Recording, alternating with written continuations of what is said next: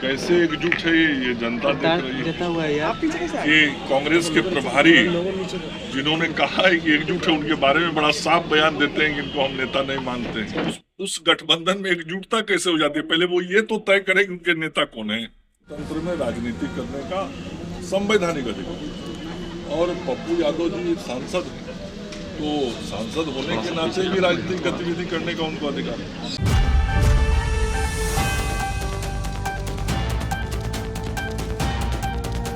नमस्कार, मेरा नाम कृष्णा कुमार है। आपने देखना शुरू कर दिया है एकदम कड़क। मंगल पांडे बिहार के स्वास्थ्य मंत्री है। उन्होंने पप्पू यादव के बिहार में जो विधानसभा के चुनाव होने वाली है उसमें लड़ने को लेकर के बात की और साथ ही उन्होंने बिहार में जो नौकरियां मिल रही है उसमें अन्य राज्य के विद्यार्थियों को भी मौका देने पर विचार करने के लिए कहा है।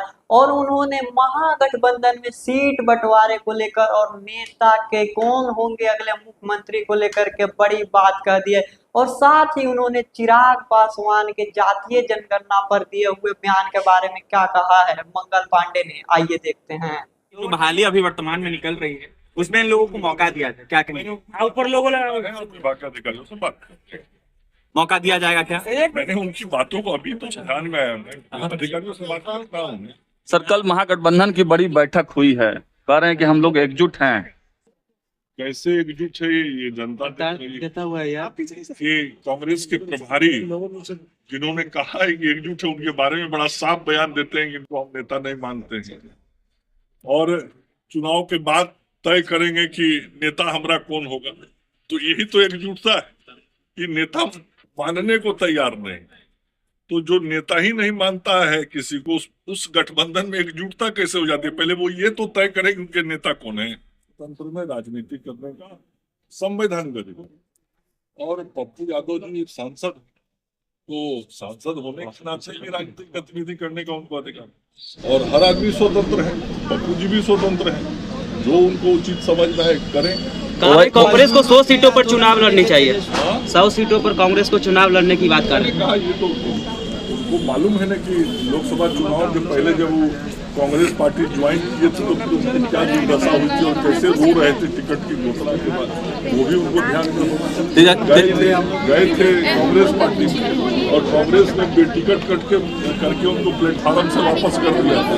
उसके बाद तो बड़ा कांग्रेस के खिलाफ बयान दे रहे थे, अभी साल भर में नहीं हुआ और फिर प्रेम जता रहे हैं। तो अभी पप्पू जी जाने ही उनका दिन वैसी आए हैं और बिहार में, और वो कह रहे हैं कि राजद जो है विधायक चोर है। तार पर चढ़े हुए आरजेडी के लोग कहते हैं कि वो भाजपा के बीच में। ओवैसी जी जो अनुभव किया अपनी पार्टी के बारे में, वो राजद के बारे में बयान दिया है। बाइट हो जाने दीजिए। जनता दल के बीच का जो वादा युद्ध है ये वो दोनों जानते हैं, लेकिन हम इतना जरूर जानते हैं कि ओवैसी जी के आने से बिहार के राजनीति पर कोई असर नहीं पड़ने वाला है और ओवैसी जी के फॉलोअर बिहार में नहीं है। वो फिर चुनाव में साबित करें तो चुनाव परिणाम से उनको बताना। भाजपा को फायदा मिलेगा कहने का जब मुस्लिम वोटों का ध्रुवीकरण होगा, तो साबित करना पड़ेगा कि बिहार में फॉलोअर है, ताकत है कि नहीं है।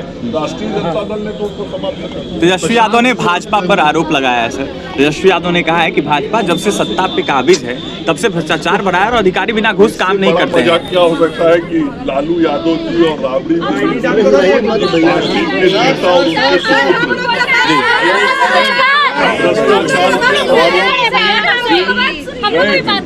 और भ्रष्टाचार के आरोप में जो बेल पर, वैसे स्वयं तेजस्वी यादव बेल पे, किस चीज पर बेल पे? कोई राजनीतिक आंदोलन की लड़ाई में बेल पे है। जो भ्रष्टाचार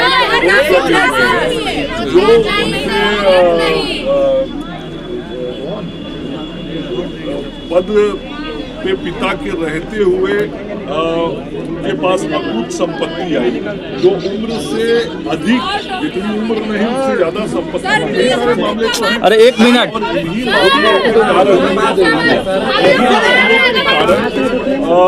आज तेजस्वी यादव जी बेल पर जो स्वयं भ्रष्टाचार के आरोप धूप में आर पार जाएंगे इधर ही बोलने के पहले। सर, चिराग पासवान ने जो सवाल उठाया है जातिगत जनगणना के बारे में, उन्होंने कहा कि आंकड़े सार्वजनिक नहीं करने चाहिए, तो इसमें भाजपा का क्या पक्ष है? क्या आंकड़े सार्वजनिक करने भारत कैबिनेट निर्णय किया है देश के विकास के लिए, देश को समेकित रूप से आगे बढ़ाने के लिए और ये जातिगत गणना किया जाए ताकि विकास की योजनाएं भी ठीक से बन सकें और निश्चित रूप से इसका लाभ देश को मिलेगा भी। तो केंद्रीय मंत्रिपरिषद सभी विषयों पे समेकित रूप से विचार करके निर्णय करे। तो जैसा आपने देखा कि मंगल पांडे जो बिहार के स्वास्थ्य मंत्री और जाने माने विधायक हैं, उन्होंने कहा है कि जो अभी महागठबंधन में है उन्होंने अपना सीएम फेस अभी तक जो है चयन नहीं कर पाए हैं। वो लोग कह रहे हैं कि चुनाव के बाद देख लेंगे। और साथ ही आपने देखा कि चिराग पासवान के जातीय जनगणना में जो आपने बात सुनी कि चिराग पासवान चाहते हैं कि जातीय जनगणना हो लेकिन उसको सार्वजनिक नहीं किया जाए। उसके साथ ही उन्होंने कहा कि महागठबंधन में कांग्रेस की क्या हाल है और कांग्रेस झोला ढोने वाला जो है एक पार्टी बनकर रह गई है। उसके साथ ही इतना पे ही नहीं, उन्होंने आगे बढ़ के ये भी कहा कि बीजेपी इस बार जो है फिर सरकार में आएगी। मंगल पांडे ने क्या कहा आपने सुना। इस बारे में आप अपनी राय कमेंट में बताएं और ऐसे ही खबरों के लिए हमारे साथ बने रहे और देखते रहे एकदम कड़क। धन्यवाद।